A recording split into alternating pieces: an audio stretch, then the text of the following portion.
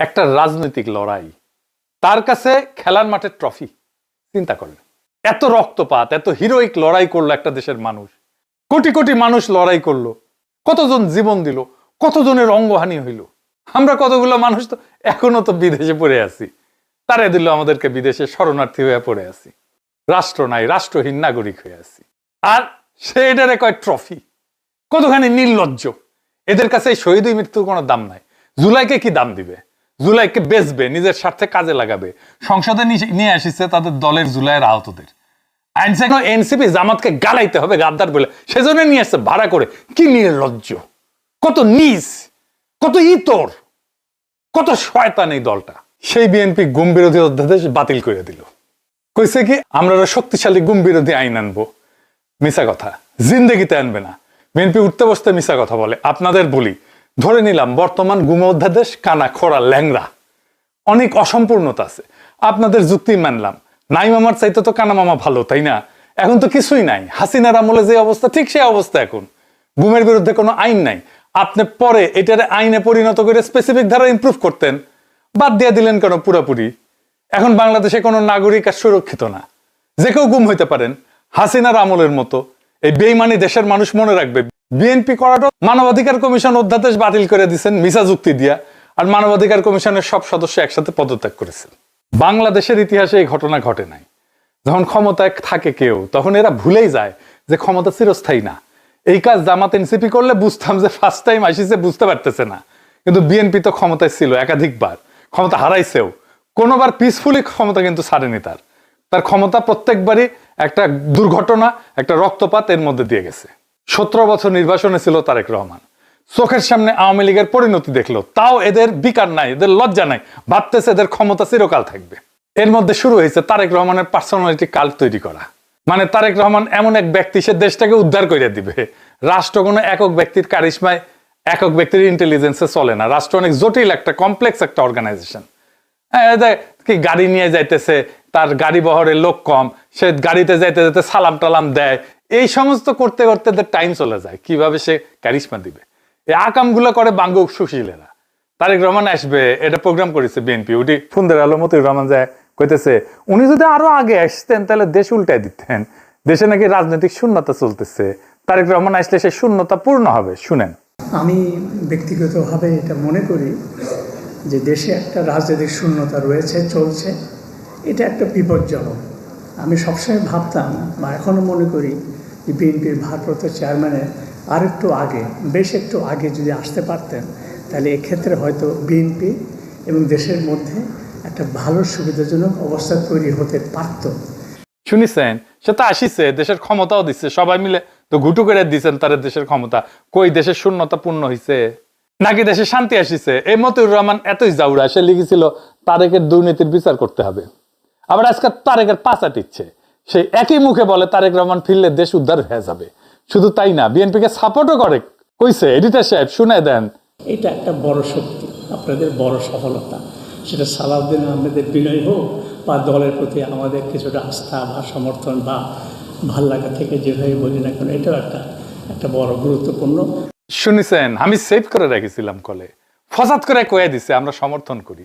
হ্যাঁ, হাসিনা যাওয়ার পরে পেরে মুতলাই উঠিচ্ছে, কেমন পছন্দ করে সেটা তো দেখিছেন, তাই না? তারেকের দুর্নীতির বিচার করতে হবে। হ্যাঁ, মানে এগুলো জাউরার জাউরা একেবারে, এদের বুক পিট নাই। আর এক বিএনপির ধামাধরা সম্পাদক আছে মতিউর রহমান, আর এক মতিউর 86তম সূরা। তো এইখানে এই তারিখ শব্দটা ব্যবহার হয়েছে রাতের আকাশের উজ্জ্বল তারা অর্থে। আন-নাজমুস সাকিব, অর্থাৎ যে তারা রাতের অন্ধকার ভেদ করে জ্বলে। রাতের আকাশে উজ্জ্বল ভাবে দৃশ্যমান যে কোনো তারাই তারিখ, যে অন্ধকার ভেদ করে আলো দেয়। তো নামে তো কিছু আসে যায় না। কানা ছেলের নামও পদ্মলোচন হইতে পারে। এইভাবে না সেটলে হয় না। এভাবে তো পলিটিক্যাল লিডারদের শেষ করে দেন আপনারা। মুজিবকে শেষ করেছেন, জিয়ারে শেষ করেছেন, এরশাদকে শেষ করেছেন, হাসিনারও শেষ করেছেন। নিজেরে হারকুলেস ভাবা শুরু করে পলিটিক্যাল লিডাররা, নিজে ডুবে ওর বাপরে উঠবায়। হাসিনা যদি ওর বাপরে রেহাই দিত, তাইলে এভাবে মূর্তি তো গেছেই, বাড়িটাও জয় বাংলা হইয়া যেত না। সব সাকসেসের বাপ বানান একজনকে, আর সব ফেইলিওর সব তারই নিতে হয়, তার কান্দে চাপে আর হেলিকপ্টার করে পালাইতে হয়। একটা জিনিস বলেন মতি ভাই, যেভাবে মাথায় তুলেন, সে তো তার সাথে মেধাবী কাউরে কাছে দিতে দেবে না। আমরা তো স্যাম্পল দেখতে পাচ্ছি, কারণ তারেক রহমান ইনসিকিউরিটিতে ভুগবে, আর কোন মেধাবী লোক তার সাথে কাজ করতে যাবেও না। বাংলার লুথার কিং উপাধি দিয়ে দিলেন হুদাই, আবেগ কাজ করেছে, বিবেক কাজ করে নাই, তাই না? না, আমি নির্দোষ দাবি করতেছি না। আমি কি আপনাদেরকে একবারও বলছি আমি নির্দোষ? তখন আমার আবেগে কাজ করছে, বিবেক কাজ করে নাই। তো তারপরে তার ফল কি হয়েছে দেখেন। হাসিনা যেমন ভুলভাল কইতো, মেগালোম্যানিয়া ভুইগা, ঠিক তেমনি এখন তারেক রহমান কইতেছে ভুলভাল, ইতিহাস কইতেছে, ইতিহাস বানাইতেছে। টাঙ্গাইলে কৃষক কার্ডের উদ্বোধন করতে গেছে, যা কইতেছে জিয়াউর রহমানকে মৌলানা ভাসানী নাকি 1979 সালে ধানের শীষের মার্কা দিয়ে গেছে। শুনেন কি বলেন, নিজের কানেই শুনুন। যখন 1979 সালে নির্বাচনের সময় আসলো, সেই সময় মৌলানা ভাসানী শহীদ রাষ্ট্রপতি জিয়াউর রহমানকে বললেন, তোমার হাতে আমি ধানের শীষ তুলে দিলাম। শুনেছেন, মৌলানা ভাসানী 1976 সালে মারা গেছেন। এডিটর সাহেব পত্রিকাগুলো দেখায় দেন, ডেটটাও দেখায় দেন, বড় করে দেখান, দেখেছেন তো? মৌলানা ভাসানী কব্বর থেকে উঠে এসে জিয়াউর রহমানকে ধানের শীষ দিয়ে গেছে। হ্যাঁ, কথাটা তো মিছা। আপনারা কি জানেন যে প্রাইম মিনিস্টারের স্পিচ রাইটার থাকে, বক্তৃতা লিখে দেওয়ার লোক থাকে, একজন না একাধিক, তারা বেতন পায়। তার মানে কোন মাপের ভালসুন গুলা তারেক রহমানের আশেপাশে, বুঝেছেন তো? যখন ক্ষমতা আসেনি তখন যে সোয়াবিন কইছে, ফরিদপুরে যে, দিনাজপুরে যে আম কইছে, ফেনীর যে মেডিকেল কলেজ কইছে, নীলফামারীর মেডিকেল কলেজ কইছে, সেটা না বুঝলাম। এখন তো স্ক্রিপ্ট রাইটার আছে, নিজের বাপরে নিয়ে মিছা কথা বলে। আমারে আপনারা সে নিয়ে কোন লেভেলের মিছা কথা কইতে পারে চিন্তা করেন। এখন যখন বিএনপি কয় আমরা আরো ভালো গুমাইন করে দেব, বিশ্বাস করা উচিত বলেন? বিএনপি নির্বাচনী ইস্তাহারে যা ছিল আগে, যা যা দিছে খালেদা জিয়ার আমল থেকে, তার 10% বাস্তবায়ন করতে পারে নাই। হিসাব করে অঙ্ক কষে দেওয়া হবে। হ্যাঁ, ভাব মারায় এখন। হ্যাঁ, তারেক রহমান তো কথা বলে না সংসদে, বসে বসে পেপার পড়ে, আর মাঝে মাঝে টেবিল চাপড়া। সাংবাদিক সম্মেলন করতেছে নির্বাচনের পরে, দেখেন সেখানেও সে নিজে উত্তর দেয় না। There are many. All right. How do you plan on balancing relations with India, Pakistan, and China? Siddiq, thank you. I think we have already answered this actually. You have already answered this. We have answered it already. দেখেছেন? আর মন্ত্রীগুলো বানাইছে মাশাআল্লাহ। আসেন এক এক করে মন্ত্রীগুলো একটু দেখি, দুই একটা দেখবো আজকে আর কি। বিএনপি প্রচুর কুরকুরে নিয়ে আছে 1971 নিয়ে। তো এক মন্ত্রী তো কইছে যে তাদের ঝুলিতে নাকি 3টা ট্রফি আছে, দলের মধ্যে প্রচুর মুক্তিযোদ্ধা নাকি, যেটা বিরোধী দলে খুঁজে পাওয়ার কোনো সুযোগ নাই। শুনেন, আজকে ট্রেজারি ব্রাঞ্চে, সরকারি দলের ব্রাঞ্চে, আজকে আমাদের আনন্দের বিষয়, বহু মুক্তিযোদ্ধা আমাদের সামনে বসে, জয়নাল আবেদিন ফারুক, আমাদের মনিরুল হক চৌধুরী, আমাদের স্বাস্থ্যমন্ত্রী সাখাওয়াত হোসেন বকুল সহ অ্যাডভোকেট ফজলুর রহমানের মতো প্রথিতযশা স্বনামধন্য মুক্তিযোদ্ধা, আজকে গয়েশ্বরচন্দ্ররা, ইকবাল হাসান মাহমুদ টুকু সহ অনেক প্রথিতযশা স্বনামধন্য মুক্তিযোদ্ধা আজকে সরকারি দলের বেঞ্চে উপস্থিত।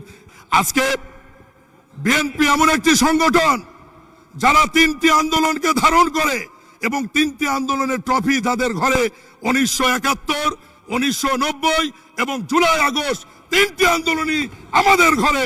এরকম ট্রফি অন্য কোন রাজনৈতিক দল বাংলাদেশের ইতিহাসে দেখাতে পারবে না। মাননীয় স্পিকার, শুনিছেন?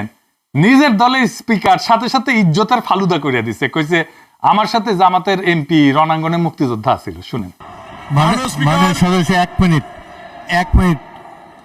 বিরোধী দলের বেঞ্চেও মুক্তিযোদ্ধা রয়েছেন, আমি নিজেই রণাঙ্গনে দেখেছি। গাজী নজরুল ইসলাম সাতক্ষীরা, তিনি একজন মুক্তিযোদ্ধা। Please continue. শুনিছেন? জুলাই যোদ্ধা আতিক নিজেই বলছে এটা নিয়ে, শুনেন। আজকে দেখলাম সংসদ ভবনে জুলাই যোদ্ধাদের ইনভাইট করেছে বিএনপি। ওইখানে আসলে যাদেরকে ইনভাইট করা হয়েছে ওইগুলো ম্যাক্সিমামই হচ্ছে আন্দোলনের আগে থেকেই ছাত্র দল, যুব দল, এইসব সংগঠনের সাথে যুক্ত ছিল। মূলত ওই সংসদ ভবনের ইনভাইটে তারাই যেতে পেরেছে যারা আসলে বিএনপির হয়ে কাজ করে, বা বিএনপি যাদের মাধ্যমে তাদের ফ্যাসিলিটি আদায় করতে পারে, তাদেরকে ইনভাইট করেছে। শুনিছেন? আতিককে তো চেনেন, হাসপাতালে এক হাত কাটা গেছে, আর এক হাসতেছিল, বলতেছে আর এক হাতও দিয়ে দেব। আগুন বরাবর ছেলে একটা। এখন শোনেন, ও কিন্তু আবার বিএনপি করে। এখন শোনেন হাসনাত আব্দুল্লাহ কি বলে। ওনারা একদিন একটা নাটক সাজাইলো, ওনাদের পন্থী কিছু ছাত্রদল, যুবদল সহ অনেকেই আছে যে তাদের এই অভ্যুত্থানে ফেসিবাদ বিরোধী প্রত্যেকটা রাজনৈতিক দল সমানভাবে অংশগ্রহণ করেছে, তাদের আত্মত্যাগ ছিল, তাদের দীর্ঘ লড়াই ছিল, তাদের দীর্ঘ হিস্ট্রি ছিল। তো ওনারা কি করলেন, কিছু সিলেক্টিভ আহতকে, কিছু সিলেক্টিভ, একদম সিলেক্টিভ কিছু আহতকে বিরোধী দলীয় যেই গ্যালারিটা আছে সেই গ্যালারিটাতে এনে বসাইলো এবং ওনাদেরকে বলে দেওয়া হলো, পরবর্তীতে ওনাদের মধ্যে অনেকগুলো আহত আমাদের কাছে আসছে যে ভাই আমরা তো বুঝি নাই যে আসলে আমাদেরকে কি কারণে নিয়ে আসা হয়েছে, আমাদেরকে জাস্ট বলা হয়েছে আপনাদেরকে গাদ্দার বলার জন্য এবং আপনাদেরকে যেন আমরা বেশিম করি, আপনাদেরকে যেন আমরা হচ্ছে ওখান থেকে আপনাদেরকে বেশিম করি এবং আপনাদের বিরুদ্ধে যেন আমরা স্লোগান দিই।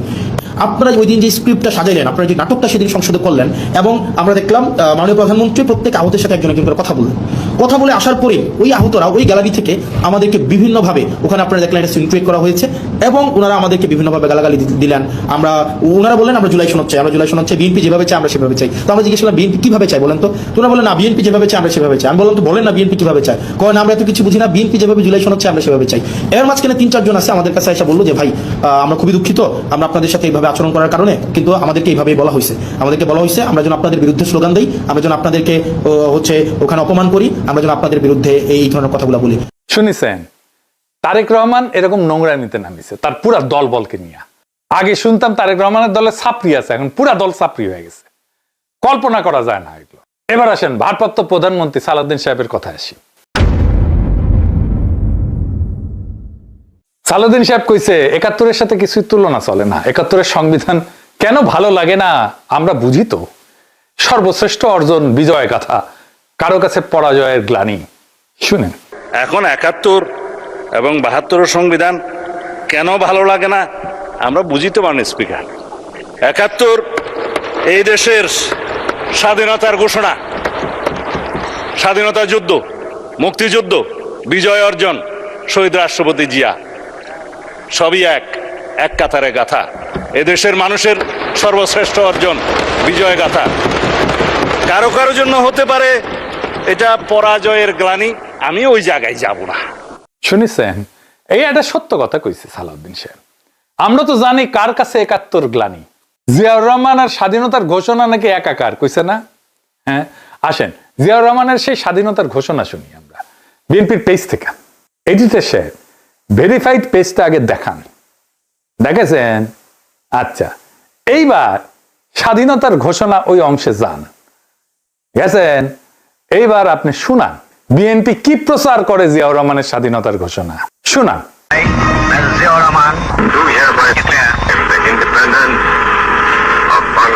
শুনিছেন এদিকে পুরা ঘোষণা না, পুরা ঘোষণা কেটে দিছে কেন সালাউদ্দিন সাহেব?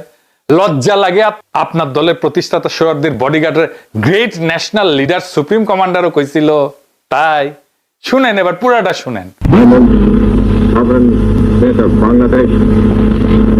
On behalf of our great national leader, the Supreme Commander of Bangladesh, Sheikh Mujibur Rahman, do hereby proclaim the independence of Bangladesh.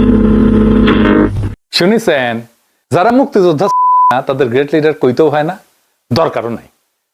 কিন্তু আপনি যেহেতু মুক্তিযোদ্ধা তাই আপনার গ্রেট লিডার কইতে হবে, আপনার নেতা কইয়া গেছে আপনারও কইতে হবে। এতই যদি মুক্তিযোদ্ধা শেখ মুজিবের গ্রেট লিডার কইতে হবে, আপনার দলের প্রত্যেকে কইতে হবে। নাকি হুদা এই সমস্ত নাটক করার দরকার আছে? নাটক কম করো প্রিয়, এটাই তো বলে আজকালকার পোলাপান। তো দেরি করে আসিছেন কেন? লাভ মেরে কি দেখাইতে চান? আপনি শিক্ষার কি উন্নয়ন করবেন সেটা তো দেখছে জনগণ, দেখেন নাই?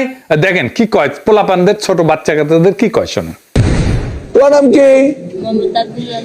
আব্দুল্লাহ মামুন। বেগম খালেদা জিয়ার নাতনি তারেক রহমানের মেয়ের নাম কি?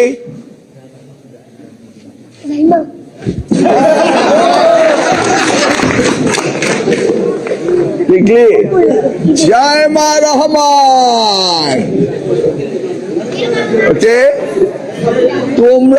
তোমরা রাজনীতি করবা জায়মা রহমানের সাথে, তাই না? তোমরা কার সাথে রাজনীতি করবা? জায়মা রহমানের সাথে নাকি?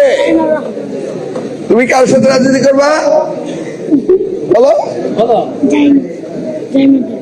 জায়মা রহমানের সাথে নাকি? ওকে, দেখেছেন এটা ওনার হাইট অফ ইমাজিনেশন। জাইমা রহমানের সাথে তোমরা রাজনীতি করবা, জাইমা রহমানের নাম কি? এটাই হইতেছে প্রশ্ন তার। হ্যাঁ 20 বছর পরে আপনার দল তো থাকবে না, এটাও শেষ টান।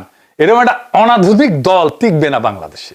আপনি যেভাবে মন্ত্রণালয় চালাইতেছেন, আপনার মন্ত্রণালয় একটা ব্যর্থ মন্ত্রণালয় হবে। আমি সরি মিলন ভাই, আপনার আমি পছন্দ করি, কিন্তু আপনি যা করতেছেন আপনার মন্ত্রণালয় একটা ব্যর্থ মন্ত্রণালয় হবে।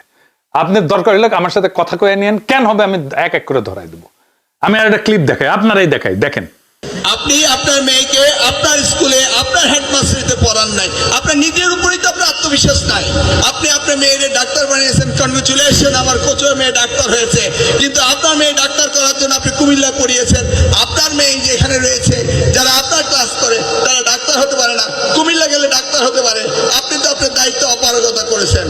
আপনার এলামনাইতে আপনার কয়জন ডাক্তার আপনার হেডমাস্টার জীবনে এই স্কুল থেকে হয়েছে, সেই পরিসংখ্যানটা আমাকে দেন।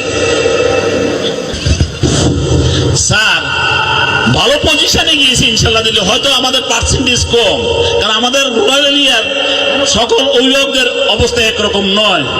ছাত্রদের পিছনে যেটা বিনিয়োগ করা প্রয়োজন ওই অনুপাতে বিনিয়োগ করতে পারছে না। তোমার বাবা কি ছিল যাই ছিল? তোমার বাবা কি ছিল? ট্রাক ব্যাংকার ছিল। ওরা কিভাবে হলো? কোন শিক্ষক ওদের মানুষ বানিয়েছে? কে তাদেরকে ইন্সপিরেশন দিয়েছে? আপনার হাজার হাজার ছাত্র ছাত্রী আপনাদের বেরিয়েছে, একটিও ডাক্তার বানাতে পারেন নাই, কেউ জবাব দিতে যায় না। দেখেছেন, আপনি শিক্ষককে ছাত্রীদের সামনে ধমকাইতেছেন। আপনি কি শিক্ষকদের প্রভু নাকি? মাস্টার আপনি যদি লিডার হন তাইলে আপনার টিমের সাথে ব্যবহার করে নাকি কেউ? আপনি তো লিডারশিপের ল জানেন না মিলন ভাই। ওনাকে যদি আদৌ কিছু বলার থাকে প্রাইভেটলি বলেন, ডেকে পাবলিকলি প্রেস করবেন, প্রাইভেটলি কোচ করবেন। কোচ তাও এভাবে বলবেন না। বয়স্ক মুরব্বী মানুষ, আপনারই টিমের মানুষ, তারা এইভাবে বেইজ্জত করলেন ছাত্রীদের সামনে, তার নিজের ছাত্রীদের সামনে। সে ছাত্রীদের সামনে মাথা উঁচু করে পড়াইতে পারবে? আপনি তো শিক্ষকের মাথা উঁচু করে দিবেন, আপনি তার মাথা নামায় দিলেন কেন? আপনার এত হেডম। হেলিকপ্টার নিয়ে 25 বছর আগে চক্কর মাইরা পয়েন্ট কামাইছেন, ভাবছেন এখনো সেই সিস্টেমে কাজ চলবে? হ্যাঁ, চলবে না। দেখেন নতুন জেনারেশনে পোলাপান কেমনে টল করে আপনারে, দেখেন। তোমরা কেমন আছো? ঠিক মতো লেখাপড়া করো তো? করতে হবে, নকল আর হবে না। কি গো, এই তোমরা কেমন আছো? পড়াশোনা ঠিক মতো করো তো?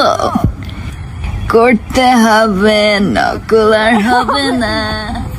শুনেছেন, আমি কয়ে যাইতেছি, লিখে রাখেন। বিএনপি সরকার পর্বত প্রমাণ ব্যর্থতার দায় ঘাড়ে নিয়ে বিদায় হবে। কয়ে গেলাম আজকে, লিখে রাখেন। মানুষ রাষ্ট্র চালানোর ভুল ব্যর্থতা মেনে নেয়, মাফ করে দেয়। যেটা মাফ করে না সেটা হইতেছে গাদ্দারি, চালাকি। বিএনপি জুলাইয়ের সাথে গাদ্দারি করছে, জনগণকে বেকুব ভাবছে, জনগণের সাথে চালাকি করছে, আর ক্ষমতাকে চিরস্থায়ী বলে মনে করছে। আপনারা তো এখনই বন্ধুহীন হয়ে পড়ছেন, শুধু জাতীয়ভাবে না আন্তর্জাতিকভাবে বন্ধুহীন হয়ে পড়ছেন। জনতার কাছে নিজেকে সমর্পণ করলে রক্ষা পেতেন, জনতাই আপনাকে রক্ষা করতো, পাশে দাঁড়াইতো। আপনাদের জনতার দরকার নাই, দরকার পরাশক্তির আশীর্বাদ, ভারতের ভালোবাসা। যান নিজের মারেন। পশ্চিমের একটা পরিকল্পনা ছিল -2, -1 হয়েছে, জনতাই করিছে, বাকি মাইনাস তারাই করবে। আপনার নতুন প্রভুরা অখুশি হবে না, তারাই চাইছিল -2 হোক। বাংলার মানুষ আজাদ হবে একদিন না একদিন, আর আপনারা ইতিহাসের রাস্তা করে নিক্ষিপ্ত হবেন। 10ই আগস্টের আগ পর্যন্ত আমাদের সবার মনে, আপনিও চিন্তা করে দেখেন, আপনার মনেও, সমস্ত জাতির মনে একটা স্বপ্ন জাগরুক ছিল যে ছাত্র জনতার বিপ্লব আমাদের শুধু স্বাধীনতাই এনে দেয়নি, বরং আমাদের সামনে একটা নতুন বাংলাদেশের অপার সম্ভাবনার দুয়ার খুলে দিছে। এবং নিঃসন্দেহে সবার মনে তখন ভবিষ্যতের কাণ্ডারি হিসেবে যে একক নেতৃত্বের নাম উচ্চারিত হচ্ছিল সেটা তারেক রহমান, আমার মনে। আর দল হিসাবে বেগম খালেদা জিয়ার বিএনপি। আমার কাছেও আমাদের চোখে একটা সেদিন ছবি ভাসতেছিল, ইমাম খোমেনি যে বিমান থেকে অবতরণ করতেছে, কালজয়ী সেই ছবিটা। লাখো মানুষের ঢল নামবে বিমানবন্দরের পথে, সব মানুষের, আমরাও যাব। কিন্তু তারপর দল হিসাবে বিএনপি করলোটা কি? আমাদের দৃঢ়ভাবে দাঁড়াইতে পারলো না জুলাইয়ের পাশে। উনি পিএম হবেন, রাষ্ট্রনায়ক হবেন না, স্টেটসম্যান হবেন না। স্টেটসম্যান হওয়া ওনার ভাগ্যে নাই। পিএম হাসিনাও ছিল, ক্ষমতা হাসিনারও ছিল। বাংলাদেশের ইতিহাসে অনেক পিএম আসবে, কাউকে মনে রাখবে না ইতিহাস বা বাংলার মানুষ। বাংলাদেশে কয়জন প্রাইম মিনিস্টার ছিল সে নামগুলো কেউ বলতে পারবে না আজকেও। প্রেসিডেন্ট কয়জন ছিল সেই নামও কেউ বলতে পারবে না। তারেক রহমান বলতে পারলেন না যে দেশের ভবিষ্যৎকে ফ্যাসিস্টের রেখে যাওয়া জঞ্জাল মুক্ত করতে যা কিছু করা দরকার, প্রয়োজনে যতদিন লাগুক তাই যেন করা হয়। বিপরীতে কি তুললেন? নির্বাচনের জিকির তুললেন। আমরাই সব করব, আমরাই করব, আর কারো কিছু করার প্রয়োজন নাই। এটাই হয়ে দাঁড়াইলো দলীয় ভাষ্য। আর এখন কিছুই করতেছে না। যা যা করে গেছে প্রফেসর ইউনূস সেগুলো জারে ফেলে দিতেছে। সংখ্যাগরিষ্ঠতার জোরে যা খুশি তাই করার ইচ্ছা, দলীয়